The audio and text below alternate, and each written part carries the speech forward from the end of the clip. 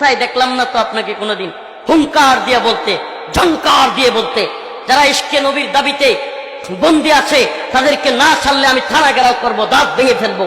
শুনলাম না তো কোনো, শুনছেন কোনোদিন?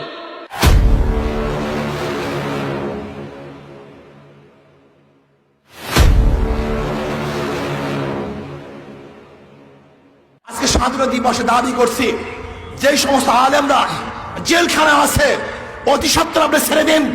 যদি আলেমদেরকে না ছাড়েন তাহলে বাংলাদেশের মানুষ আর একটা আন্দোলন করবে, সংগ্রাম করবে, যে সংগ্রামের মাধ্যমে এদেশের ন্যায় এবং ইনসাফ প্রতিষ্ঠা হবে ইনশাআল্লাহ। আমরা চাই বাংলাদেশ ওলামায়ে কেরাম যারা কারাগারে আছে তাদেরকে মুক্তি করা হোক। আমি সরকারকে অনুরোধ করব ওলামায়ে কেরামকে ছেড়ে দেন।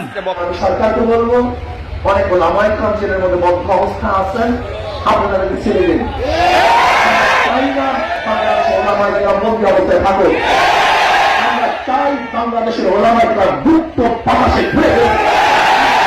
যদি সরকার আলেমদেরকে, নিরীহ আলেমদেরকে মুক্তি দিতে ব্যর্থ হয় তাহলে এমন আন্দোলন সৃষ্টি হবে যে আন্দোলন ঠেকিয়ে সরকার কোনো অবস্থাতে রাখতে পারবে না।